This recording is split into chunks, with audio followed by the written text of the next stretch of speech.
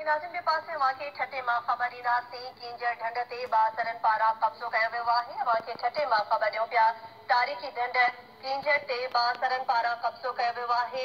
बंद ॿधण जो सिलसिलो बि शुरू आहे। बासरनि चुल्ह साइट वेझो ज़मीन हासिल करण लाइ पाणी वारी वाबा तव्हांखे अपडेट कयूं पिया। किंजर ढंढ सेंचुरी ऐं रामसर साइट हुजण बावजूदि इंतज़ामिया तहरुक न वरितो आहे। तारीख़ी ढंढ किंजर ते बासरनि पारां कब्ज़ो कयो वियो आहे।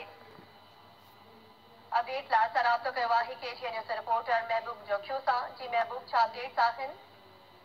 जी सिंध जे तारीख़ी ढंढ किंजर जे हिकु वॾे हिसे ते कब्ज़ो कयो वियो आहे। राति विच में कब्ज़ो करण खां पोइ अॼु हिन वक़्तु ताईं उते कब्ज़े जो हिते कमु हलंदड़ आहे ऐं बासुर कब्ज़ागीरनि पारां हैवी मशीनरी घुराए किंजर ढंढ जे हिताई अहम पॉइंट सोनेरी पॉइंट जेके चयो वेंदो आहे चुल्ह साइड जे भरिसां RD 2.4 वटि हिकु वॾे हिसे ते बंदि तामीर करायो पियो वञे। किंजर जे बिल्कुलु अंदरी हिसे खां जेके पाणी वारो हिसो आहे उनखे बंदि ॿधो पियो वञे।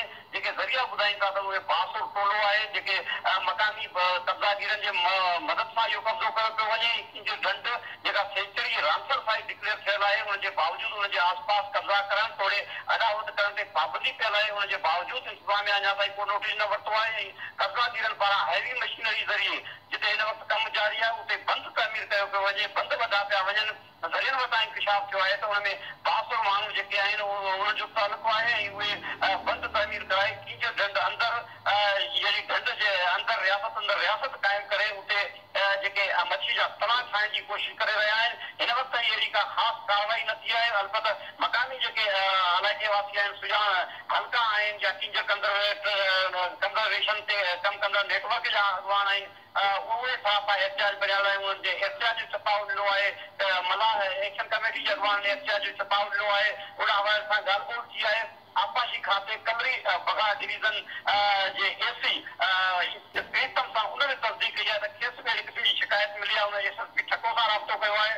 उन कम खे बंदि कयो वेंदो पर हिन वक़्तु ताईं का बि कार्रवाई अमल में न अची सघी आहे ऐं उहो कमु खुलेआम जारी आहे। किंजर ढंढ जे हिकु वॾे हिसे ते हिन वक़्तु जेको सोनेरी पॉइंट जे वेझो चुल्ह साइट वटां आहे उनजे किंजर ढंढ जे अंदरि मशीनरी नज़र अचे पई ऐं उते कमु हलंदड़ आहे। जी महबूब रोही अपडेट्स लाइ वॾी महिरबानी। ठटे में तारीख़ी ढंढ किंजर ते बासरनि पारां कब्ज़ो कयो वियो आहे।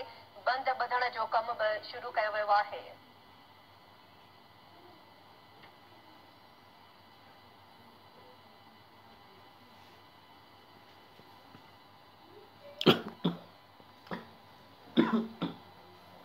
तारीख़ी ढंढ किंजर ते बासरनि पारां कब्ज़ो कयो वियो आहे। बंदि ॿधण जो कमु शुरू आहे। बासरनि चुल्ह साइड वेझो ज़मीन हासिल करण लाइ पाणी वारे हिसे ते बंदि ॾियारणु शुरू करे छॾियो आहे।